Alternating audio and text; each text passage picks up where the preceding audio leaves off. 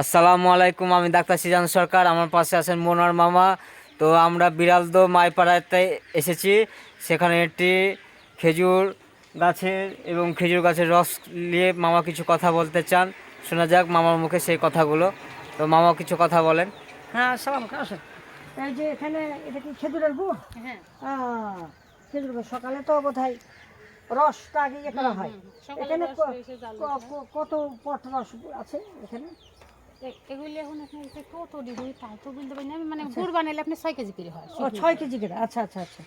লালি তো বেশি হ্যাঁ হবে। হ্যাঁ, লালি গুড় এটা। তাহলে আচ্ছা, লালি মনে হয় এখান থেকে এখানে কেজি আসতে হবে। জি জি জি জি, কেজি আসতে হবে। হ্যাঁ হ্যাঁ, তো এভাবে তো আপনারা বানান? হ্যাঁ, এটা আবার আপনি ঢালে রেখে কালকে আপনি আবার হলো যে হ্যাঁ, শুকাতে হবে, শুকাতে হবে। তো জমে যাবে তখন। হ্যাঁ, ও আচ্ছা। আর এটা তো মনে হচ্ছে একেবারে আপনারা খাঁটি করছেন, এটার মধ্যে কোনো কেমিক্যাল বা চিনি কোনো মিশ দেননি। হ্যাঁ হ্যাঁ, আলহামদুলিল্লাহ, এটা এই জিনিসটা ভালো। আর না হলে ওটা কেমিক্যাল যেটা দেওয়া হয় সেটা খুব সমস্যা হয়। তো এটা কত ঘন্টা ধরে জাল দিচ্ছে? 9টার দিকে আপনি শুরু করলে 10-12 ঘন্টা তিনেক লাগে। ঘন্টা তিনেক লাগে। হ্যাঁ হ্যাঁ। আর খড়ি বা আমার জ্বালানিকে কিরকম খরচ হয়?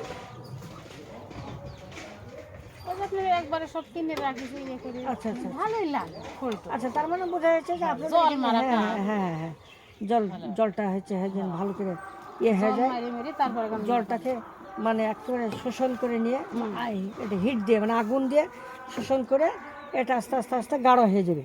হ্যাঁ আচ্ছা আচ্ছা, তো ঠিক আছে দিদি, ধন্যবাদ। আচ্ছা, আসসালামু আলাইকুম। এটা হচ্ছে খেজুরের গাছ।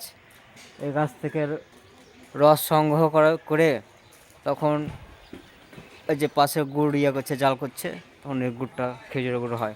খেজুরের গুড় আপনার সব সময় পাওয়া যায় না, এটা হলো শীতের সময় বেশি পাওয়া যায়।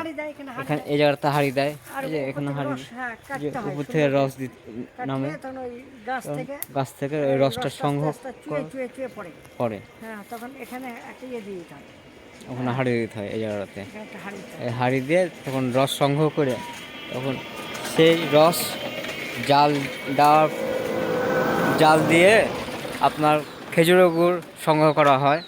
ওই যে ওখানে খেজুরের গুড় তৈরি করছে ওই জায়গাতে, খেজুরের গুড়। আর খেজুরের গুড় সবসময় পাওয়া যায় না, এটা হলো শীতের সময় বেশি আল্লাহর রহমতে পাওয়া যায়।